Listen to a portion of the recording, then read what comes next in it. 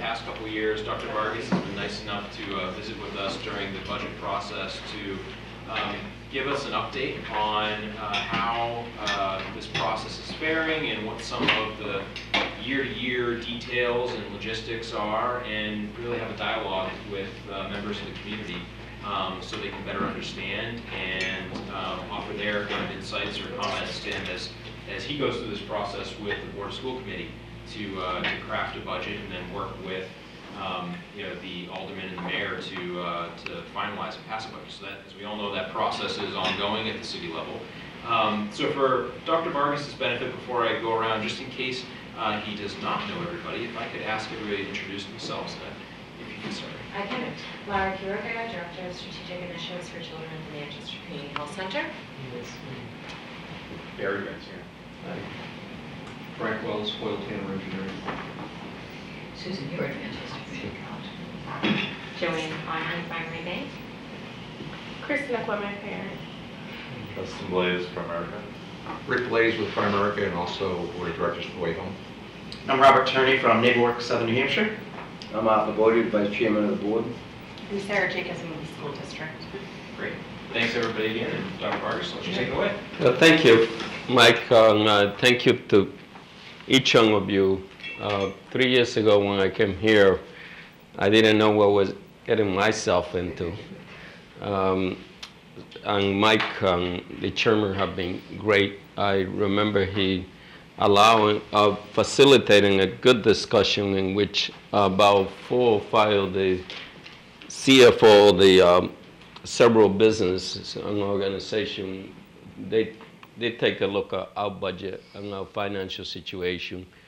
And there were some people from the banking community, the United Way, and their conclusion, they say, we don't know how you do this. And basically, we began to explain our revenue and expenditure and how we work. We are fiscally dependent. That means that everything that we do, we have to ask very carefully. And also, we depend on highly regulated industry, for those of you who are in business.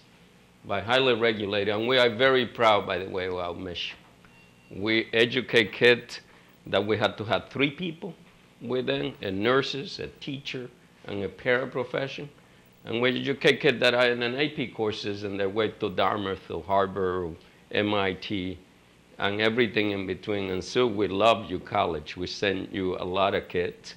So our mission, as you can see, in the 21st century is totally had changed, even from the time that you went to school. So a budget, basically, the most essential question of a budget is, what do you want to do for kids? So basically, what we want to do for our families and our school and our teachers, and what outcomes are you interested? Basically, in our case, we like to believe that we are working hard to prepare every child to succeed in the workforce, in the military, in college, and career, and yes, citizenship as well. So let me briefly say that I'm not going to be as technical as in the future. For one thing, this is the first time that I come before you that I won't ask you to go to City Hall and ask for money, because we are past that now. Normally, I used to come here in the front end of the discussion. So lucky you. But I also want to thank Mike for 2 things that they did 2 years ago, and that was the kindergarten. We were operating a kindergarten program, but we used to get $0 from the state. And the chairman have been a strong advocate for early childhood education, and we appreciate that. And that program has helped us. Actually, if it wasn't because of what happened 2 years ago, our budget gap would have been at least 1.2 million higher than that, which is take me back to, expenditure and revenue. If you don't provide kindergarten, that won't be an expenditure. But then what does it mean to our kids and to our community? And I think as a business community realize early childhood education is a great investment. And the other thing that I want to thank Mike and the chairman for is that there's a lot of organization here that he has encouraged, like the United Way. They done a great job in the west side of our town and throughout the district in supporting us. And not to mention Susan and all the partnership that we have with business. And you are a member of the chairman? Barry, are you a member? Oh, yes. Yeah, I just didn't want to assume. But the Manchester Proud, as I was saying, it's have been incredible, and I think it's one of the bright spots. And as I live here, I think that there's a great deal of excitement and hope that they will help our district, because when you have an organization like the Manchester Public School System right now, number one, because it's a public organization, it requires community attention, in my view. And I think that I can't thank you enough to the Manchester Proud for bringing so many people together and their effort to help us with the next strategic plan. But also, everywhere I go, you feel that people are, it's different, a different sense of hope. And I want to thank Mr. Baudry, who is here from the board, because the board normally doesn't vote unanimous in everything. But Mr. Baudry will tell you that the vote for the Manchester Proud was unanimous. So he is the vice chairman of the board. So I thank you, Mr. Baudry, for that as well, because that means a lot. And I think it sends a message to our community that if we are together, we can transform and achieve things that we cannot achieve alone. So Sarah is with me. Sarah is the communication person, and she's going to be helping me quickly with the presentation. It won't be more than 5 to 10 minutes. So, and then I will take a lot of questions, and we can have a discussion. Then I'm sure you don't have much time either. So we normally view the budget process. What can we do to strengthen our school? And as you can see, this budget support over 14,000 kids, because it's not just the students that we have in the district, but we provide transportation for about 10 charter schools, the Catholic school, and we also provide services. So many people, sometimes they take the number of our students, divide it by our budget, and say, this is how much you spend per kid. Wait a minute, it's a little bit more complicated than that. So this is our mission, and I will say to you that it is, the key word here is partnership, and we're trying to make that a reality. As I mentioned, the Manchester Proud, the Catholic Medical Center, and I can enumerate the Boys and Girls Club. Right now, they are working extremely hard to get kids in school, to make sure that they are social and emotional and academic, well taken care, and they're working with families. And I believe that that's a project that could be replicated throughout the district. And you will know why. Our demographic is changing. And in a way that if you went to school 20 years ago, you probably were going to a district that was about 90+% Caucasian. And free and reduced lunch, even when you joined the board, which was about 17 years ago, is probably was less than 20% of free and reduced lunches. So there's significant changing that are taking place in this community that a budget allows you to see a little bit, because you had to enumerate who are you serving. So I don't know if you can say that a statistic, but basically this is a little bit of the changing that are taking place. And here, the number of students were over 16,000 10 years ago. And the reason for the declines are many, but one key is that many of our students went back to Bedford. They built their own high school, and the surrounding towns, they left us. So 10 years ago, we were 76.5 Caucasian, 7.8 African American at 12.1, Hispanic, Asian was 3%, and then free and reduced lunch 10 years ago was 36%. But if you look 20 years ago, the change is even more drastic. And that is not a long period of time. So English language learner 10 years ago was 0.78, and special education was 15.8. Now take a look at today. So beginning with the free and reduced lunch, just to give you an idea, approximately 60%. That means that the majority of our students come from a family that qualify to receive free lunch at the high school, at the middle and elementary. So the special education now is 20%. So that is growing. And by the way, those populations, if you take it, are more challenging to educate them for obvious reasons. If you're coming from a family from lower socioeconomics, there's less book at home, there's less resources. The kid, for the most part, are not going to the more structured, let's say, summer learning camp or having fun, doing all kinds of things that middle-class family kids might take for granted. A white population is 57% now, all the way 20 years ago from over 90. So our African American, Latino, and Asian population is 43%. If you go into one of our schools, it doesn't look like downtown or any neighborhood in Manchester that I know of. So here's the reality. The reality is that 20%, 22% approximately in the city of the population is African American, Latino, or Asian. So the district is double. So, and we have a lot of students that we are very proud from, regardless of the background, the child potential is enormous. There is no an issue here with the ability of the district to help this kid realize the potential, like our mission call.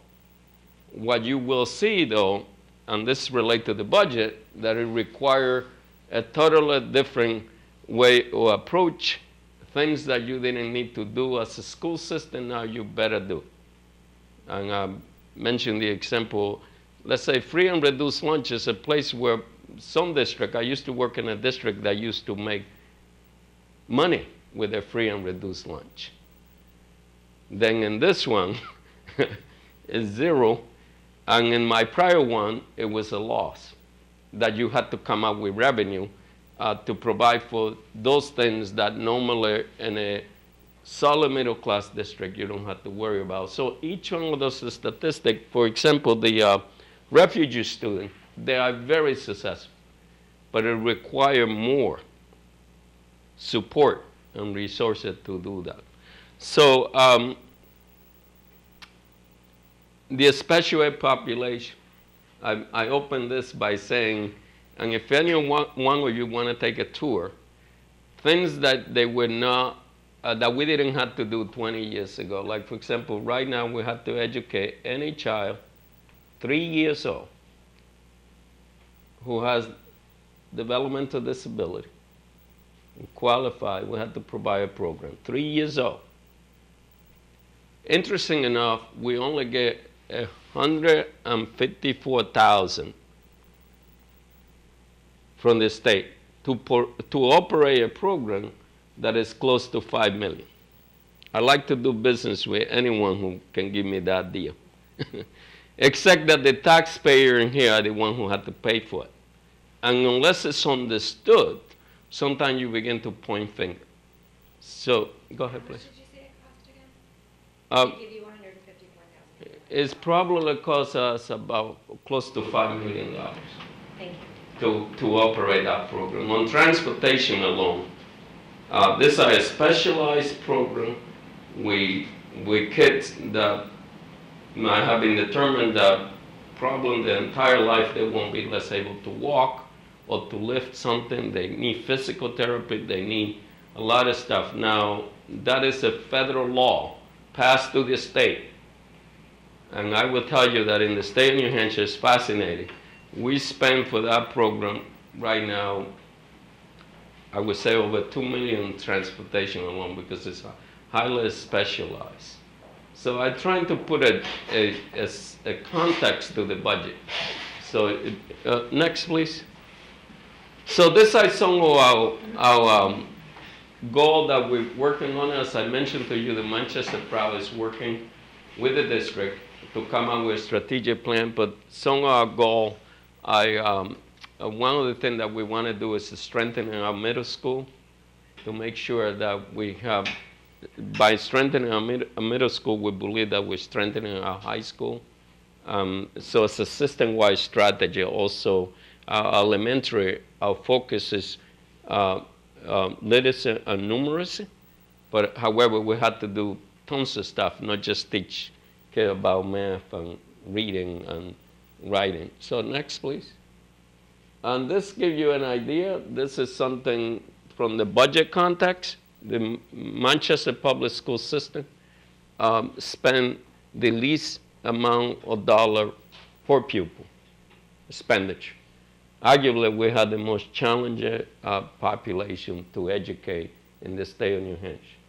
To give you an idea, if we were to catch, and this is a year-old data, this comes from the State Education Department. That's the source of this data. By the way, have been published in the Union Leaders as well. So this is something that you might have lost. But if we were to catch up with Nashville, we would need about $52 million to add to our budget. Then Nashville is in the lowest 10. But I think they're number 3. We only 3 rank apart. And if you look at Portsmouth, and I mentioned that because those are 2 cities to the 2 stream, right? Nashville, then Portsmouth, the incredible ocean town, I would call it. They spend close to $4,000 more than we do. Arguably, we a population that has less to educate. I said that because as a business community, it's a fair question to say, what are you doing with the money you get? And then at the same time, that would take you breaking it down like everything that we do. That is not possible. By the way, by law, if I was presenting this budget to you, I would say, here's how much we had to do required by law. Then this is how much we had to do required by board policy. And this is how much we want to do. Like, for example, your sport program. There might be some program in there that you do it because it's incredible. It's good for the community. It's good for everybody. But normally budget are driven by highly regulated, as I say, state law, federal law, and local policy. Those are the main driver. We only have control of one, and that is the school board policy. I would say to you that most budget that I know, at least 70% of what most districts do are regulated, or 80%. If you add the state regulation plus the federal. Now, I'm not arguing with the state regulation or federal. I'm not here to argue. But the challenge is sometimes is that we don't get the resources that those laws require us to do. For example, the special education population that I was mentioning to you, the federal government did promise and continue to promise it because they haven't backed off, except that they haven't sent the check. The promise is 40% of the additional expenditure for special students will come from the federal government. Right now, we are getting about 14%. Manchester is one of the lowest in the nation in getting that. We have kids that could be placed by a judge, and we have over 100 kids that are placed in outside facility that this budget is supporting. That might cost us anywhere from $100,000 to $400,000. So ideally, the federal government would pick 40% or let's say in 100,000 would be, they would have to come in with, let's say the average in the district is 12,000, so they would pick 40% or 88,000. And right now, as I said to you, it's 14%. So they are challenging. The state of New Hampshire, very little for transportation, almost none. And there's a lot of other services that we are required. Now, the board policies is interesting, because the board policies support neighborhood school that you don't have to pay money to send the local kid. That is not the case now with the charter school or with other expenditures. So that's why a public school system budget is a little complicated, because to get to the heart of the matter, I think you have to understand what are the driver, which I'm not going to spend much time here with you, but you totally have an appreciation. I know that you, in the business world, they call it the business environment, the regulation, everything else. So we have then in our world too. Next, please. So this more or less give you an idea about, this is our budget. This includes the federal funding, including free and reduced lunch money that we get for kids. So as you can see, most of our expenditure, most of our revenue come from the state and local tax. So then, give you some ideas. So here are the two big items that where we get money. The federal program is only about 9.2% of our revenue. And state and local taxes is 53%. And advocacy 8, which is being debated now, you've been reading the paper, that's a subject of debate, and a lot of districts are trying to see if something is done here in the state of New Hampshire about that formula. So next, please.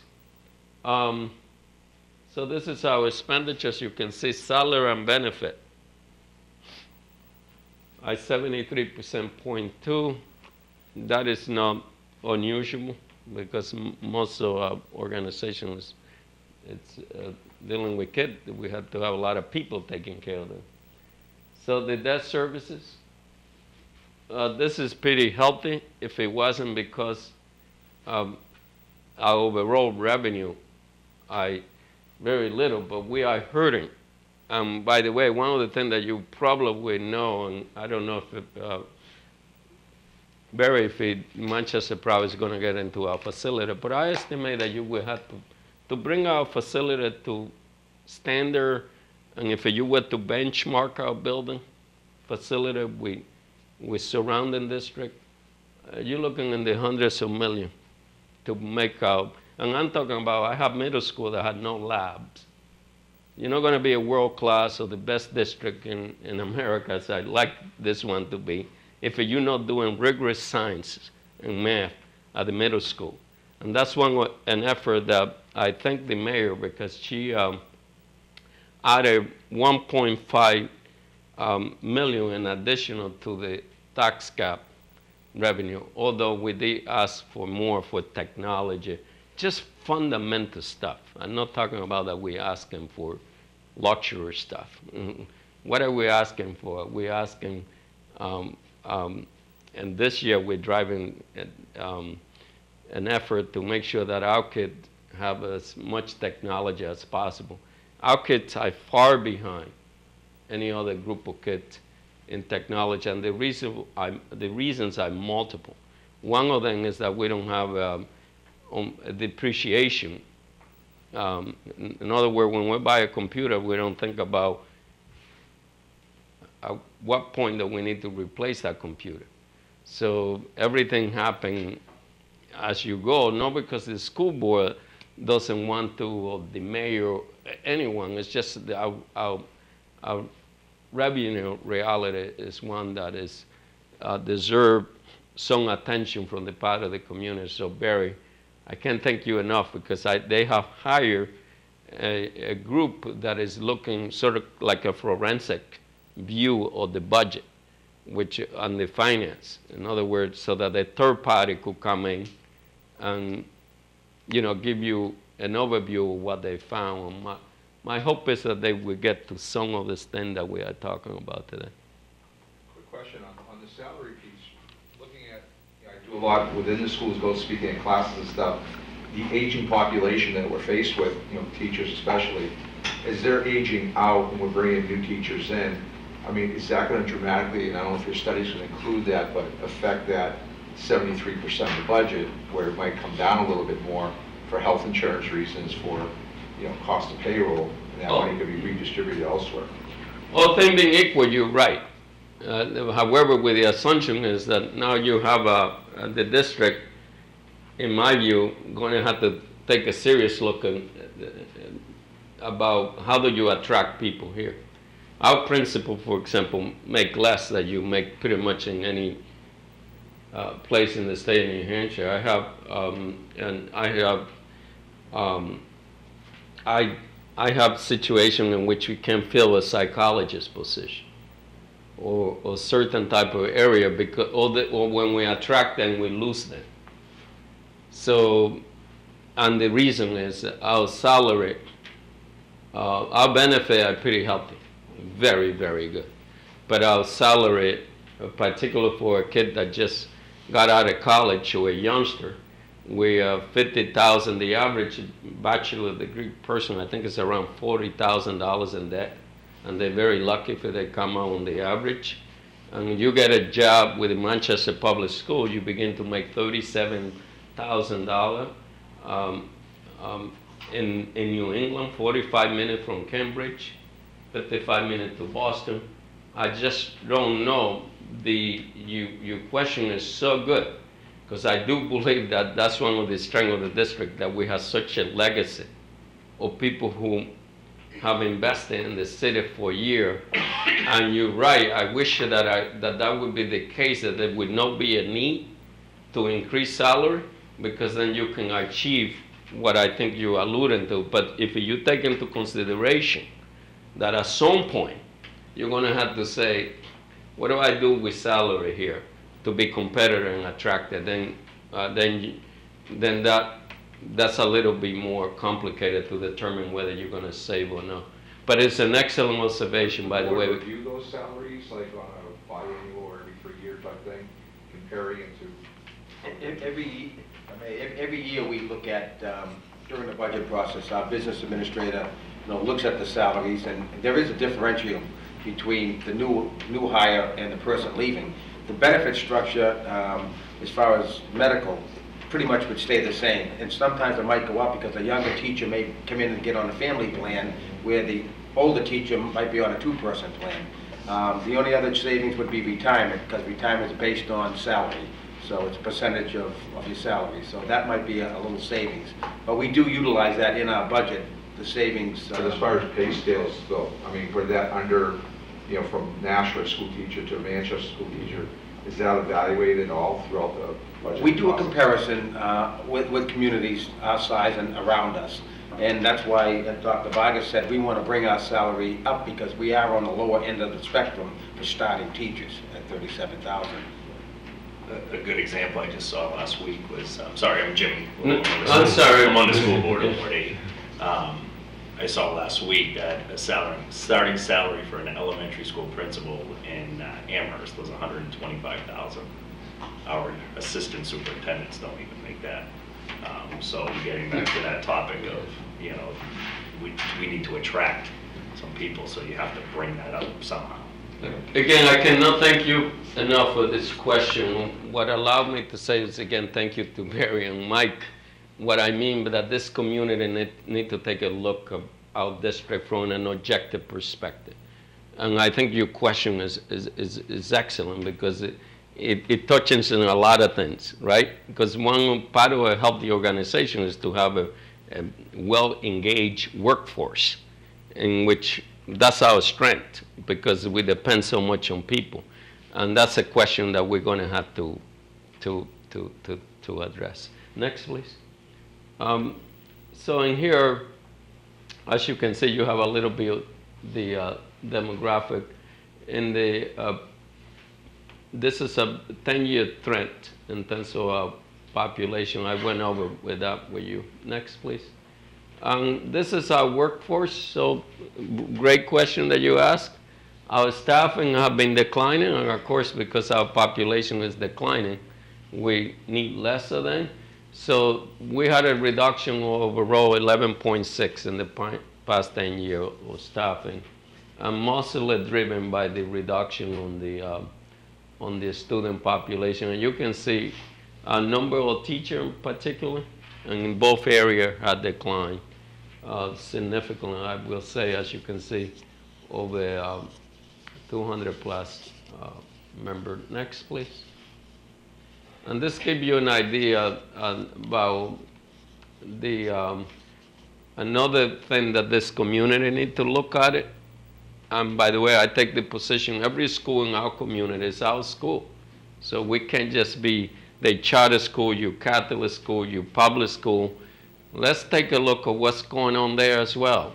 For us, it has an adverse impact in our budget because for reason that I mentioned to you, that we had to provide transportation for them.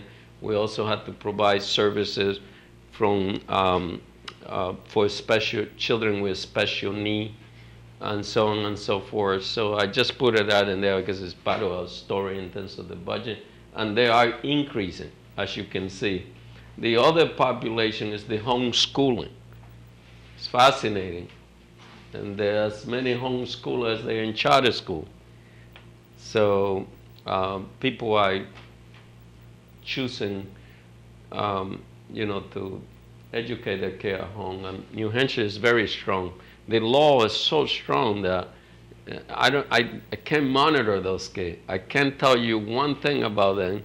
And if Mr. LeHou were to come to me and I say, I want to homeschool my kid, I cannot ask him any question. And at times I'm very careful and I say, we can give you some support. And the district is entitled, but the law is very strict. All he had to say, and some parents are well versed, they download a form, say, they had to come to my office. I want to homeschool my kid, basically. Their address, their school, and there they go. Next, please. Right sizing the district, I think that Mr. LeHou, Mr. Budler have been talking about. One of the things that we want to do, MST, for example, is a growing school, high demand.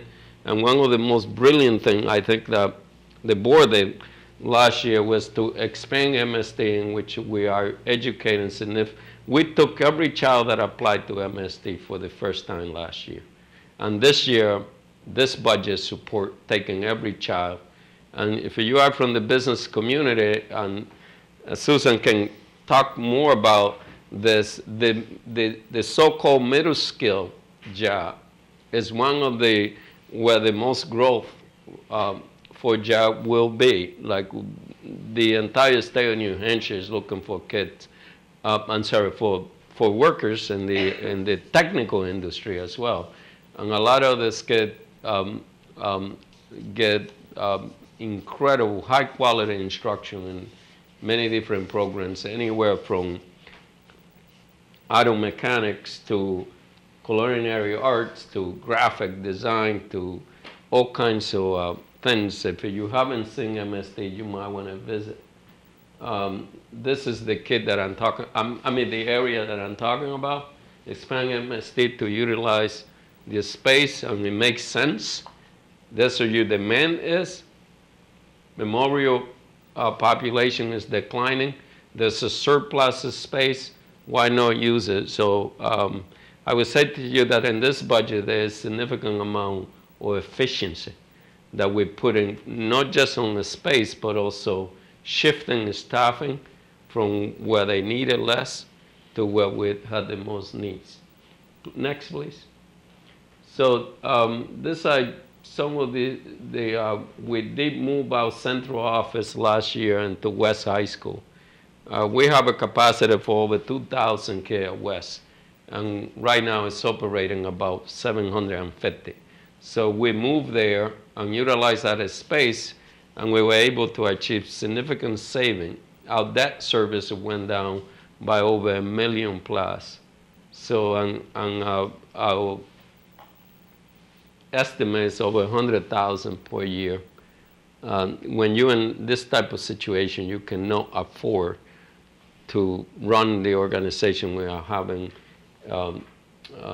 look at everything, basically. And you better when you come before a group like this. Because the question that I was asked when I came here by the board, and great question as well, Mr. Bodder, you will ask me 1 million times. What are you going to do with West? You have 800 kids, and you have all kinds of space. I submit to you that Manchester is in an enviable situation right now. Because you can turn this thing around, and you can do things in an innovative way in which you don't have to close any of your school. Like it will be, in my view, you can't think about school in terms of building like what one used to at one point. You have to say, what do you do with that particular space, and come with better answer, particularly in a community like this, than just I'm going to close a school like West. Because if you were to do that, you live in a community that is very fragile, and you could create more exciting school here. Hopefully that will be considered in the strategic plan, like what kind of design that we wanted the organization to look like. There are those who think, and I think Mr. LaHoo attested, that perhaps you could have a series of school of choice, like MST, that parents choose then, versus where you're forced to go because of where you live. And by the way, that has been in the U.S. probably one of the stronger things that is highly regulated, is that normally the school that you go to, particularly if you're a low-income student, normally is determined by where you live.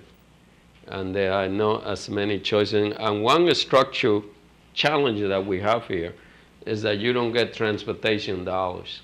So like, for example, MST, we don't get a single dollar for a kid that go from West to MST, but if you come from Bedford to MST, which our kids do, then you get transportation dollars. How can you explain that? The distance is almost the same, but there's one clause in the state law that basically said that if you have a CTE center in your town, you don't qualify. But the funny thing is that Manchester has, I believe, 26 square miles. So it's a big town. It's the only city in the state of New Hampshire that has 4 high schools. So it's okay if you only have one in a community. You don't have the same challenge of moving kids around from different buildings. But I say this because I want you to get a little bit about some of the challenges that at some point we're going to have to.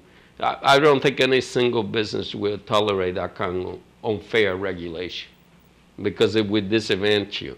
And Manchester, in many cases, there are many of it that at some point this community will have to revisit. And when I mean the community, I mean the state as well. So next, please. So question. Sorry. I thought I was going to do 10 minutes, but Mike told me that's not possible. And he was right. So if you have any question, I'd be more than happy to. Why you mentioned that the feds will fund up to 40% of the cost for special ed, and the district is receiving 14%. Why the gap? The gap is Congress appropriation, and it's a political football, meaning that you're talking about nationwide billions of dollars will be. And as you, It's not a Manchester problem. no, it's a national problem. However, I will say to you, there was about 20 years ago, I think the senator was changed over this issue. I forgot the name of the fellow from the state of New Hampshire, who the senator was so close, and he was so adamant about this issue that he switched to the Democrat and gave the power of the Senate to them, and we saw a light increase. So to answer your question, it seemed to me that it's a political reason. And I would Yeah. comment back to, from your budget being devoted to salaries for personnel is on the lower side. I'm curious, from a higher ed perspective, it's a larger number than that. Is the 73% pretty typical for public schools? It is. I think if you go, ideally you want to have about 65%. So, but in our cases, when you look up, what should I say? So, when you have a middle school, no our middle school offer the same opportunity that Goffstown offers. This budget for the first time is supporting that we will approach what Goffstown is offering. What are they offering? They're offering Algebra 2 to their kid, 7th and 8th grade. They're offering French, German, Spanish. It was until last year, with your help, that we wrote one Spanish teacher for our kids. So I guess the question, this, I don't know how to put it, but the nature of your question is so important, because when you look at your percentage, you say they have a lot of people. I didn't say. Right, I wouldn't say that. Correct, but one could argue, the untrained person might say they have a lot of people, but the Right. bottom line, we're going to have to do at some point, ask ourselves the question, what is the personnel that I needed? The number of teachers in what area? Like, for example, to operate a middle school, we have a health teacher, and we just added that back. We have foreign language, we have math curriculum, we have science. Our science are non-existent at the middle school, and you see it when you get our kids. By the way, last night we had a great discussion about, and I might send that to you, about how well prepared our kids are when they graduate from us. And the reality is that there's significant room for improvement and impact every business and every college that we know and the kid himself, right? Because the less prepared that you are, the less likely that you are to succeed in college or in the workforce or on anything else. So what the data is showing right now, that we are preparing a packet of our population fairly well. They're going to Harvard, they're going to Dartmouth. We just had 2 kids from West, and they go to program like yours, and they do well into a 2-year college. But we have a significant portion of our population, particularly associated with the socioeconomics, that the lowest your family income is, the less likely that you'll be well prepared for this complex world, this complex economy. And I think that's a question that need to explore, because we can't afford to lose any child to become the most productive kid that could be. And we presented some data that I believe are pretty scary. By the way, we're going to share with, and thank you, you were there last night. We are going to share that with the Manchester Proud, and I can thank the Bar Foundation enough, because they put in the money to give us the expert. This side, no, things that Sarah and I, and Mr. Potter and Mr. LeHoux, are analyzing ourselves. We have experts associated with Harvard University that are looking into the issue child by child. Where are they 4 years after they graduate from us? We are looking, and as you know, now we have that ability to find out where our kids are. And that's something that I think the business community, Mike, should be reporting that, how well our kids are sitting. I wish I could, in our webpage, just ask Sarah to say, Manchester is #1 in preparing kids for secondary job or military or college or career. At the end of the day, that's what matters most. It's not that the system is doing a lousy job, let me add. It's just that the economy is so complicated. If you drop out of high school, even 30 years ago, I don't know this community well, can talk about, but at least in Rochester, you went to Kodak. or went to Xerox. And by the way, all you needed was muscle.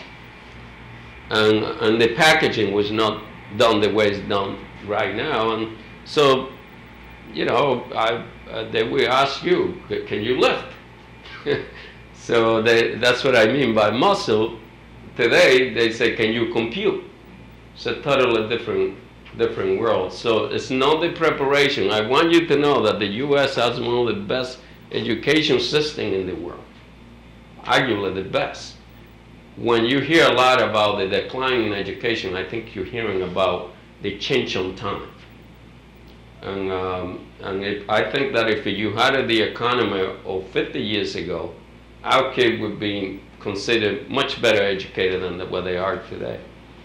And to give you an idea, if you want to know this statistic, you were considered in the United States on the turn of the century about 4th grade education. You were in the top. It's now had changed. That is a good graduating from high school, where good quality program is where you consider to be literally able to function in the economy. If you did drop out in the 1950s, you were not necessarily a problem for the economy because there was room for you. If you drop out today, which by the way, in the demographic that I show you, when you look at African American and Latino, male in particular, and females, you're looking about 30%. That is your growing population. That means if you don't do anything, and I'm not talking about you, if we don't do anything, and the good news is that we can predict what's going to happen to that kid if he doesn't graduate, we could intervene. And I can't repeat that enough, how encouraged I am with the community paying attention to this issue. Because you could do that, and we've seen it. I mean, we just saw the result of about 600 kids that the Boys and Girls Club is working with. You should see, and talk to Diane, she had the data in there. What family I do, engaging with her, what the kid motivation is, what their attendance rate, what their course completion is. This could be done. Our kids had the best potential. And one institution, you'd be surprised, all my friends would be surprised that I said this, that give me a lot of hope. And that is the military. It's the most diverse. I have about 4 or 5 family members that are part of it, that came from an island, not highly educated, and they have been able to make incredible contribution. And the U.S. military is the most diverse institution that you can think of. Somehow we haven't suffered. No one has said that because of diversity in the military that we have declined. I haven't seen a single person that has made that argument. I've seen that argument when it comes to school. And it bothered the heck out of me.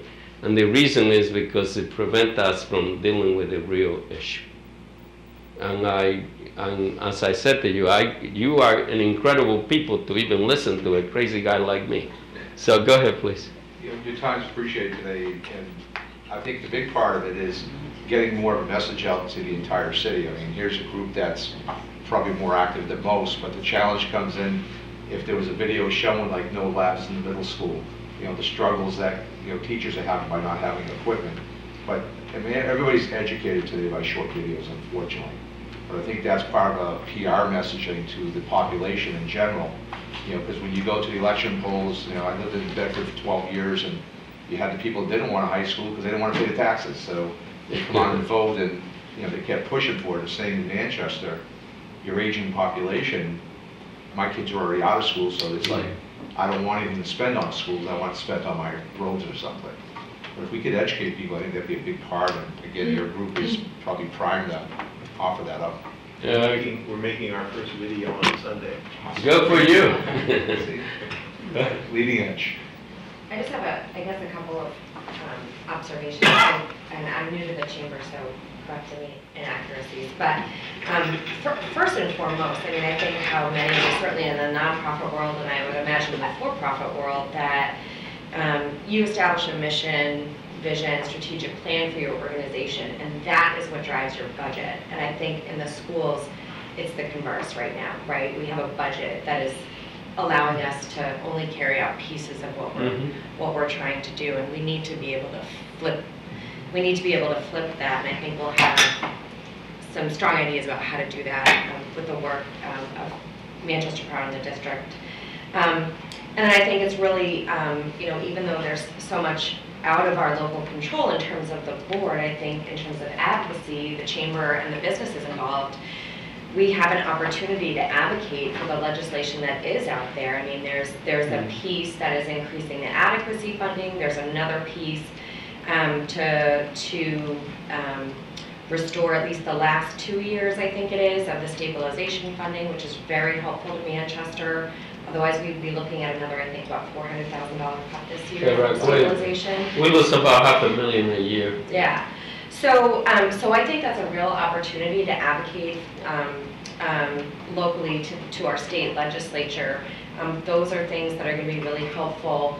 And now sort of the rumblings are that because the Conval School District filed a lawsuit against the state, that people are hesitant to support passing that legislation because maybe thinking what's the point, but the reality is it's going to be very helpful to allow places like Manchester to do the work that needs to happen to carry out its mission, vision, and strategic plan in the future.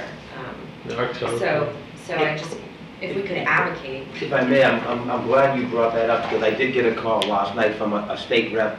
A lot of those bills you mentioned are retained in finance, but they came out with House Bill 1 and House Bill 2, the budget bills, which a lot of that language is in the budget now. That's going to be going over to the Senate.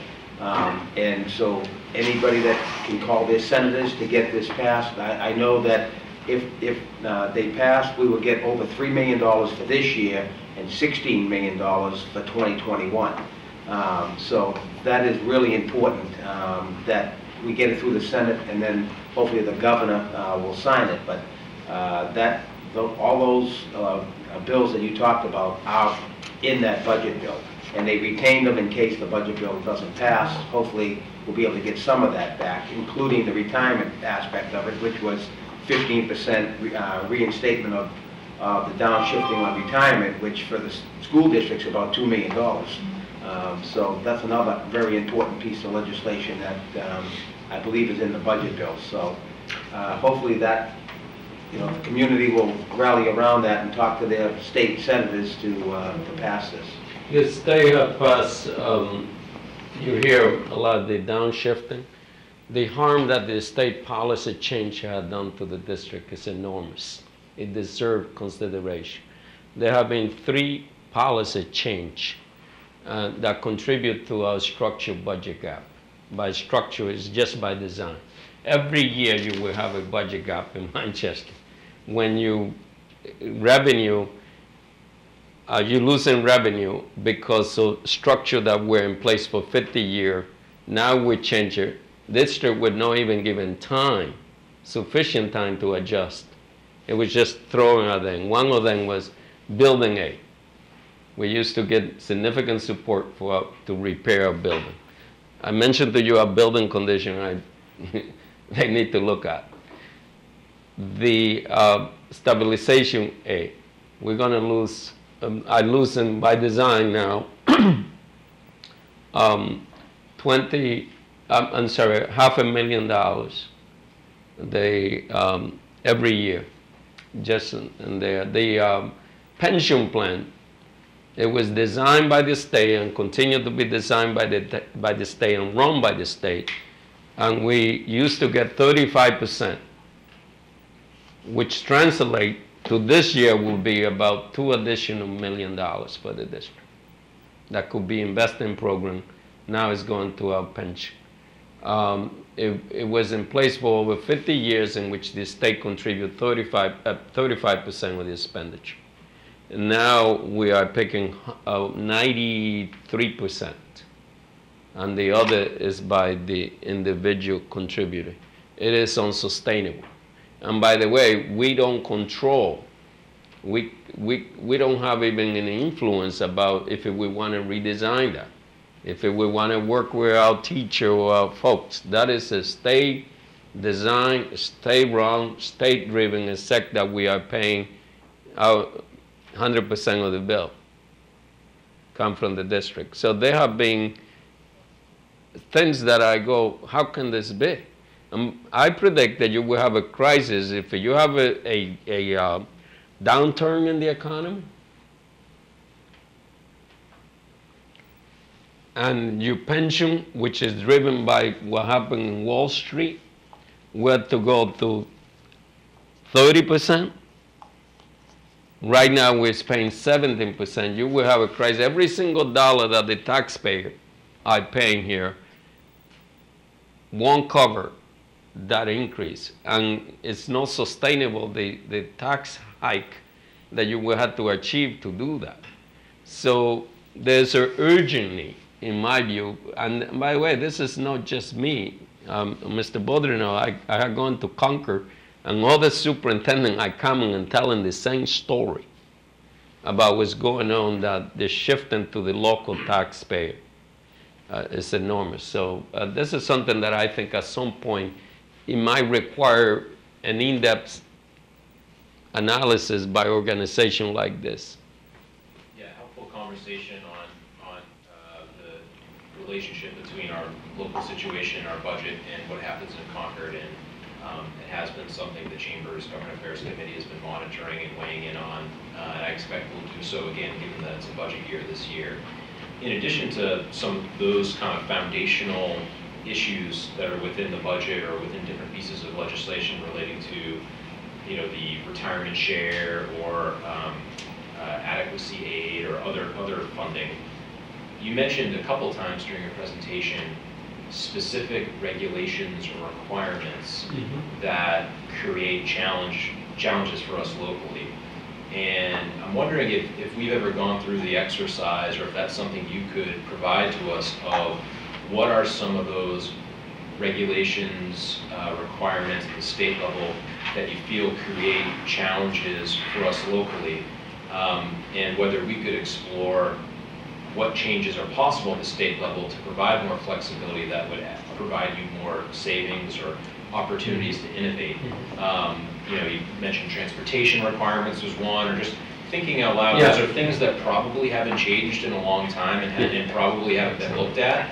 And I think, you know, one of the things that people forget and is a challenge here is that it's both a strength and a challenge that Manchester is such a unique district. There is no other school district in the state that looks like Manchester.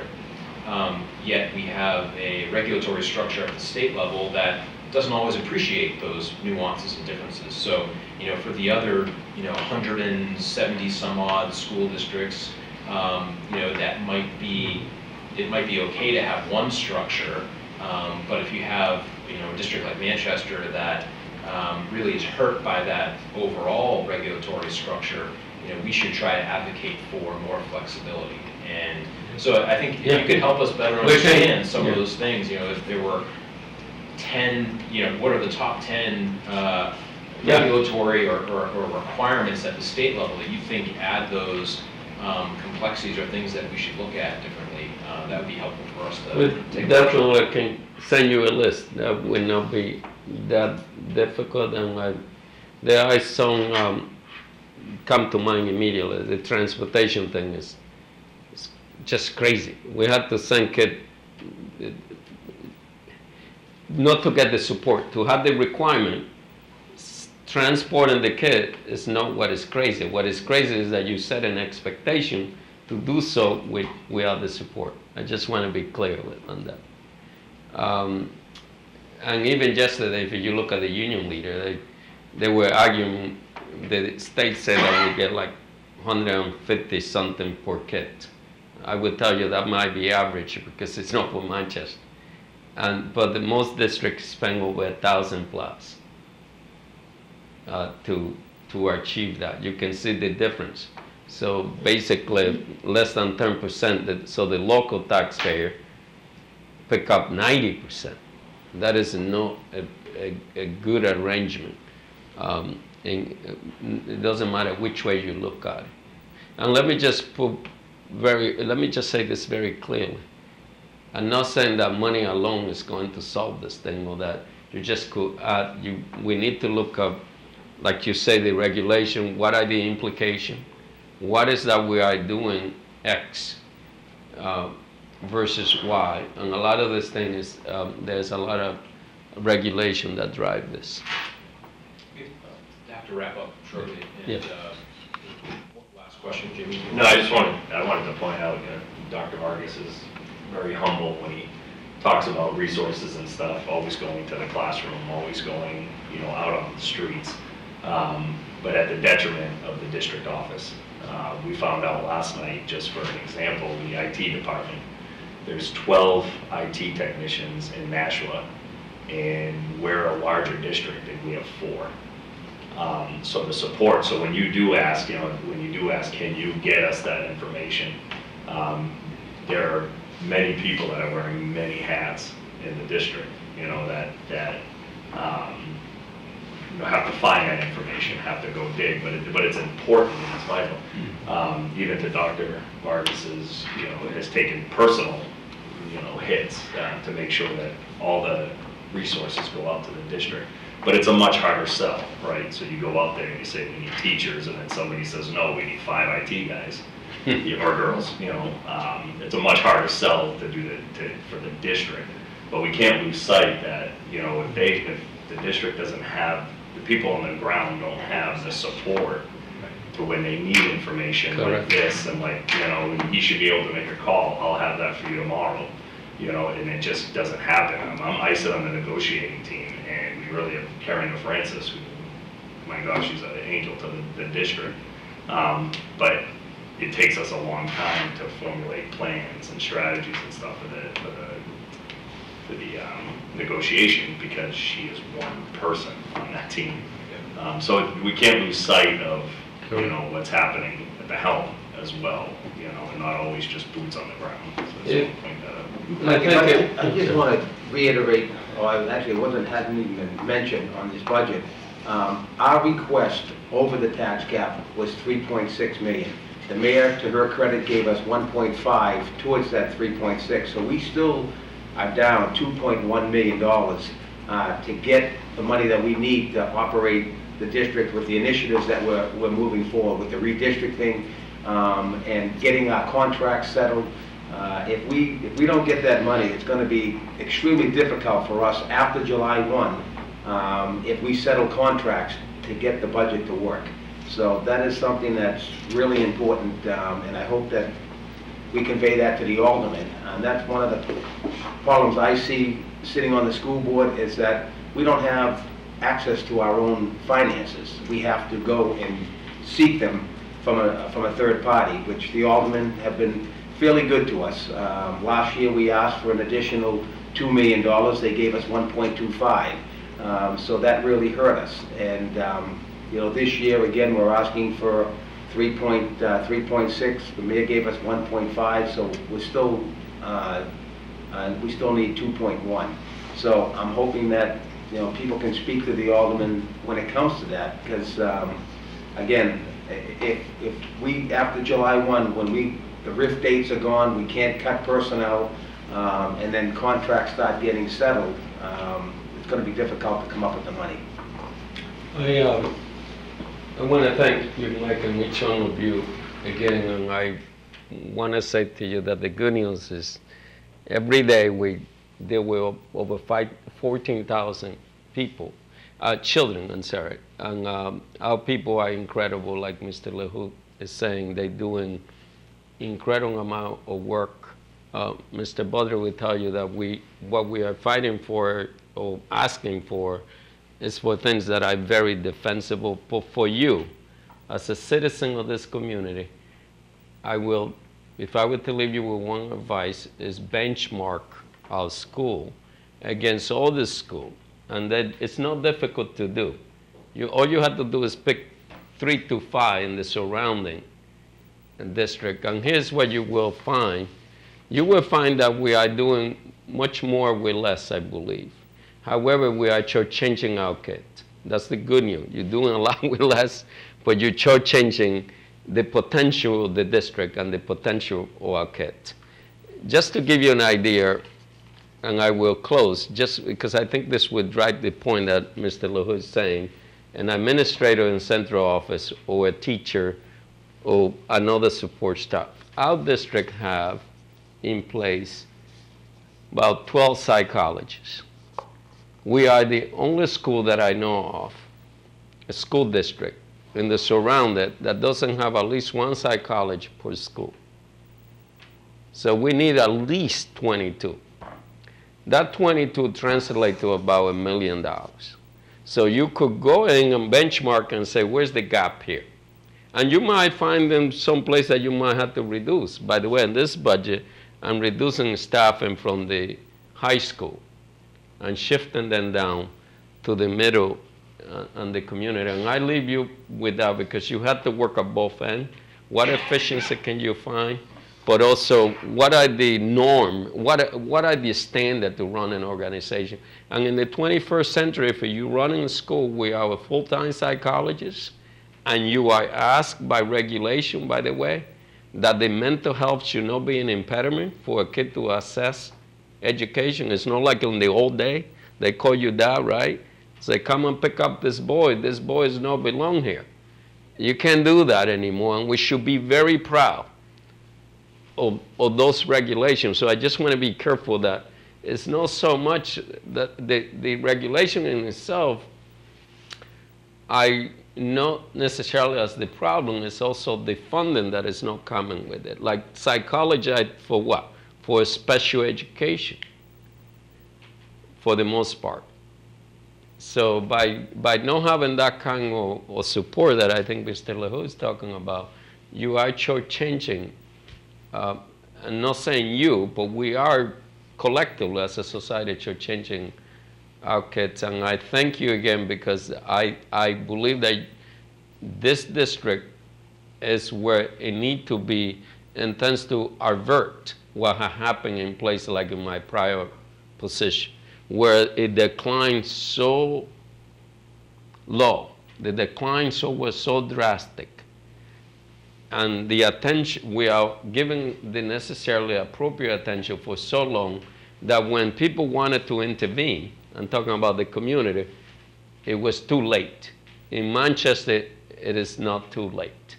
That is the beauty. And I can thank you, Mike, and each one of you for making sure that you continue saying it's not too late for us to change the trend. Good news, our graduation rate just is going to go up by about 2 points.